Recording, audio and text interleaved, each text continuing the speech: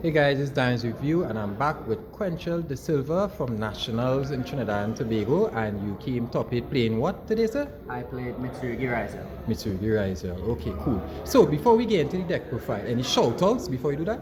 Yes, shout out first of all to the best team, Team MV. Shout out Mark, Ronaldo, and all the guys. Shout out Team Inner Circle. Shout out Justin and Sux. Shout out my teammate Brandon Peters for coming top 4 in the same tournament. Also, shout out to all the guys on Dulenbuck. Shout out to Optically. Shout out Dada, Helios, and all those guys. And yeah, that's about it. Okay, lovely. So let's get into the deck profile. Yep.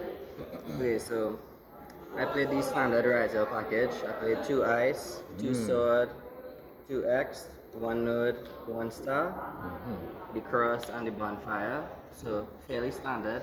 And some people was cutting star for some reason, but I thought it was too invaluable to play around nib when you open X and they have only nib or like one hand shot. That's full combo. And But when siding going second, may you side out the star. yeah, for less Um, bricks. Yeah, well, sometimes it depends on the matchup. Like, if I was siding against Malice, where I side a lot of cards, then I would have sided out the star. But if I only side in a few cards, then I would have left the team. Alright, no problem. Then for the Mitsurugi package, of course, 3 of the best one, and this guy, 3 of the little ones, and also the Night Sword Serpent. I know a lot of people don't play this. I decided to play it though because, as you'll see later in the deck profile, I played Ouroboros and that was kind of the game plan for this tournament. So the Night Sword Serpent, although it was a brick, a few times during the tournament, I thought it was the extra body was invaluable to keep summoning the Ouroboros. Yes, yes, it did work out perfectly for your wrong one when you Ouroboros hand looked me. Yeah. Yes, he hand looked me, guys. Yeah, so it worked out, you know? Yeah. And well, of course, 1 ritual and 3 prayers. I was considering maybe a second ritual in case people decide to impulse it or pellet and stuff like that. So Yeah. I would be able to keep playing the Mitsurugi package, but I did manage to keep the deck count to 40 cards, so I didn't want to add another one when I didn't have to, you know? So that's the Mitsurugis. For the non-engine, I played 3 Ash, 3 Fuelos, 3 Drow, only 2 Nibiru, 3 Infinite Impermanence, followed by Crossart, and 2 Droplets. So I guess this would be the non-standard part of the deck. The theory behind this is I was expecting a lot of mirror matches, and this card is very good into established boards with Detonator and such. And there is also a very niche interaction where if I think my opponent has draw and it's on their turn, I could activate my effect and on resolution droplets, pitch a monster, and then on res they won't be able to draw. So I could get yes. What did you? extra. An extra search to push through. That did not come up during the nationals, but It's good to know. it was, it's good to know. Yes, I know about that one. So the extra deck now, Yes. 2 duo, 1 detonator of course, imps, 1 twins, aggregator, exciter knight, baguska.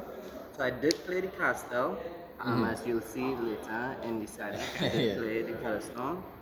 Ouroboros MVP. Not only was I able to handle people all day, in my last round it did enable me to win, where I was able to use one of its other effects to bounce back a detonator with Eclipse Twins on it and attack the game. Lovely. The Emerald, I was considering cutting it for something else, but it did come up where there was game state, so I wasn't able to loop Ouroboros, so I looped Emerald instead and got an advantage. Lovely.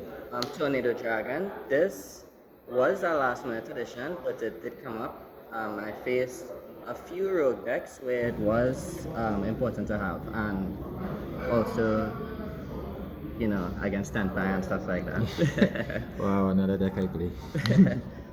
Dugaris. Don't think I summoned this at all, but in testing it was important. Yeah. I played IP and Dynamondo.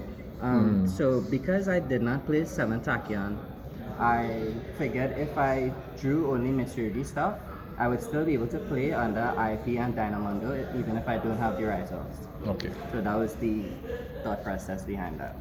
Yes, lovely. And for the side deck now, finally, of course, Chilancia, staple in this format. Marvelous. I played 3 Trust. Ooh, oldies? Yeah, not mine. Oh, okay. And to switch off Trust, I played Talons, Duster, Gnomes, 1 Featherstone, and Sanctum. So I was playing 3 Harpies Featherstone before, but the night before the tournament, I decided to cut 2 and play 3 Dragon's Mine instead. Oh my gosh.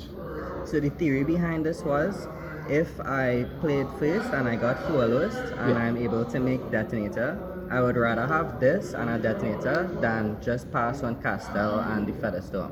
That was the theory, but for the entire tournament, I did not draw this at all.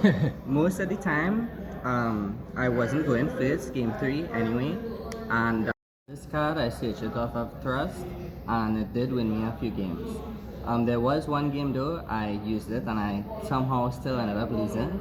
But yeah, this card though, the further to the theory is better. Like, so I would have a Omni-Negate on their turn and then a Solemn Strike when turn passed over. And then the final card was Cowboy, which did come up a few times. There was one round where I neglected to side the team, which was my only draw, but it did come up in other rounds where I was able to use it to win. Alright, lovely. Anything in the deck you may like to change in the future to come, or? Yeah, so in the future, I think I will cut the Night Sword Serpent. I feel like I didn't have enough practice using the deck without it. I feel like it could work without it and be a bit less bricky, but I thought the extra body was just too invaluable. Okay. And that's it? What was your deck count? My deck count was 40 cards. 40 cards flush. 40 cards, yes. Lovely. Somehow. Yeah, well, you did great, top 8 internationals. Come on. Yes, thank you. Alright, well, congratulations, and we're out.